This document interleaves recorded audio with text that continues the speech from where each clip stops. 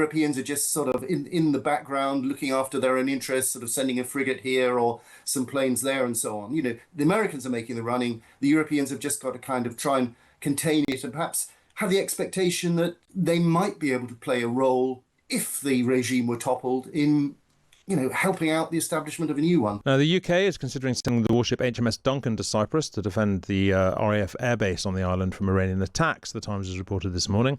Let's have a look, though, at how the rest of Europe has been responding to the conflict in the Middle East. And I'm joined now by the Europe editor of the Sunday Times, Peter Conradi. Hello, Peter.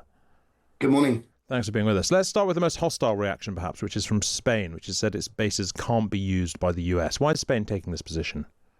Yeah, I mean, Spain is always a little bit of an outlier when it comes to relations with America, certainly with Trump's America. So, Spain just basically does not want to go along with this operation at all. The leader is Sanchez is on the left. He's against military action of this sort. But in a sense, Spain is a little bit of an irrelevance. I mean, the main players obviously are France, Germany, and to some extent Italy. And I think that what is interesting is the fact that by great coincidence, Friedrich Merz, the German leader, is actually in Washington on a pre-arranged visit where he's going to meet Donald Trump later today. And, be very interesting to see what emerges from that. Well, let's talk a bit about where the Germans are, because I mean the Germans, they've been very, very supportive of Israel for the last couple of years, but they have been more hostile to American interventions in the past. What is the German position right now?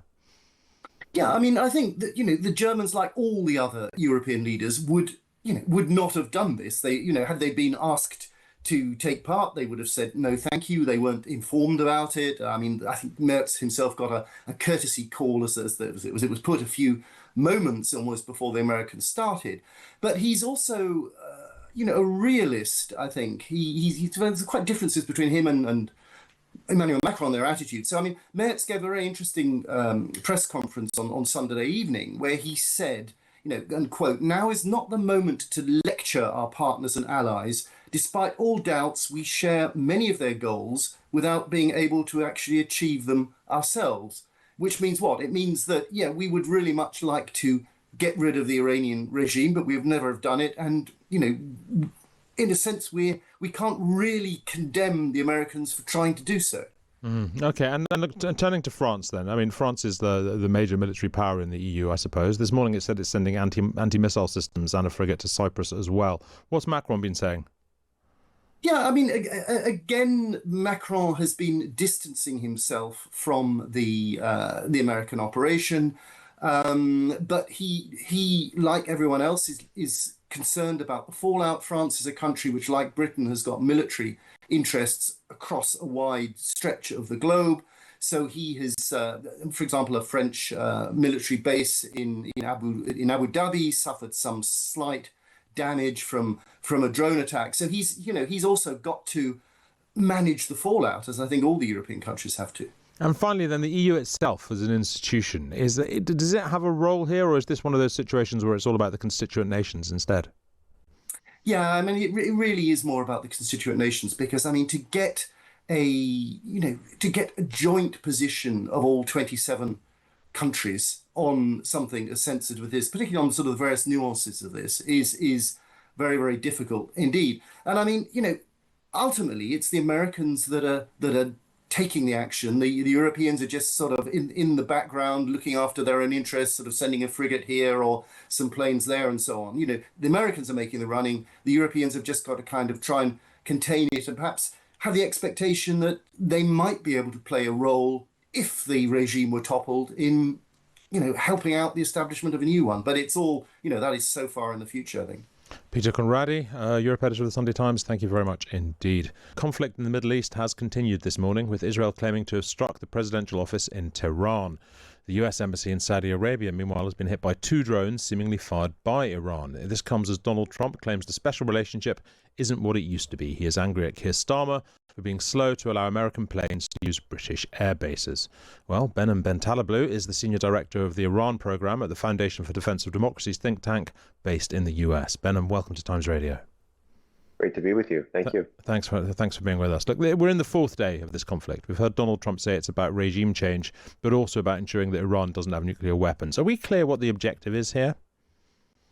Well, the president, I think, is going to be quite satisfied with either objective, be it political or military. And the question is, I mean, there's no doubt in my mind that Israel and America can achieve military wins, but can they nest those military wins into a larger political win and into a larger post-conflict political strategy towards the Islamic Republic? And only time will tell, because as you know, the Middle East is littered with military wins that have been failed to transfer or be turned into political wins. So, look, the attacks in Iran continue, and Israel's also moving against Hezbollah in Lebanon. So it does look like there are a lot of military wins. But is there some sort of concern as well about the scale of the fight that Iran is putting up, the amount of damage it's causing to surrounding nations, and so on? Well, actually, I would say that those would be military wins, but the fact that you can't affect the political logic of the adversary to turn on or turn off the cycle of violence, that's why it can't be a political win, meaning stability and a new kind of order, be it in Beirut or be it in Tehran, for example. But as to the cycle of violence, no, actually, I particularly was not surprised by the widening war, particularly in the Persian Gulf against the GCC countries, because Tehran had been telegraphing that throughout all of February. And worse, just as a wake-up call, we have been living in a region-wide war to some degree or another, given the cycles of violence we've seen in the post-October 7 Middle East. What is unprecedented here on the southern part of the Persian Gulf is the civilian infrastructure being targeted, and very much the speed and the scale and the internationalization of that targeting reminds me of the Iran-Iraq War. And also, this is part of the same mistake that Iran made during the Iran-Iraq War. If then, I remember Saddam was the first one from Iraq to target Iranian energy, but Iran retaliated against Kuwaiti and Saudi energy that was supporting, in their mind, Saddam's war effort. And Iran thought that would not draw the powers in against it, but actually world powers did come in against it in a big way. And I could see potentially a greater American military pressure, and potentially even GCC military pressure against the regime now due to these strikes, be they against airports, energy, ports, and other critical infrastructure that we've seen over the past 4 days. Where does that pressure lead? I mean, Iran's supreme leader was, of course, killed on Saturday. But are there signs that the regime is about to collapse? Would it be good if it did collapse?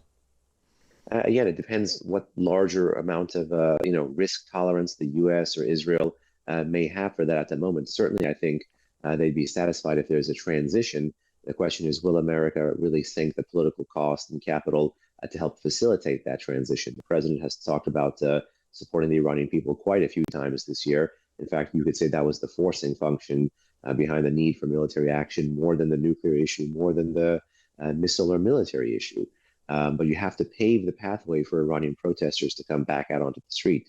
Targeting a missile base in a far-off city like Yazd or Khorramabad is not going to get protesters back out in the street in cities like Tehran or Mashhad, for example. There's a fundamentally different political logic there. But ultimately, if the regime collapses, yes, having the world's foremost state sponsor of terrorism not in power, I would say is a good thing. But the goal has to be, how do you turn an adversary into an ally? And that's going to take much more than just a few bombs to do it. You know, look at the Islamic Republic today, day 4 of the conflict, no commander in chief, but the IRGC, the Islamic Revolutionary Guard Corps, is still fighting. Is there an argument that America has done this a little bit too late? If this conflict had started earlier this year, when there were mass protests in Iran, there was a real opportunity there for something that really, really impacted the regime and its ability to continue. It depends what kind of a military operation, or even if operation is the right word, would have been undertaken. For example, if during the time, and we should say times, because the president 8 or 9 times in the month of January promised support to Iranian protesters during the peak of their protest movement, 3.5 weeks that we saw in late December, early January. At that time, the U.S. did not at all have the force posture in the region that it does now. So it really needed time to get these assets into theater. The second thing, of course, is if you wanted to have an operation, a spectacular military move, a one and done, or a campaign, and if you're going to try to provide air cover for Iranian protesters, having B-2 bombers or B-1 bombers is not going to help. It has to be drones, it has to be A-10s, it has to be Tomahawk cruise missiles. It's a fundamentally different kind of weaponry that you would be using to support people who are currently on the street, rather than the kind of weaponry to erode state capacity to get people back on the street. Ben and Ben Talablu of the Foundation for Defence of Democracies, thank you very much indeed.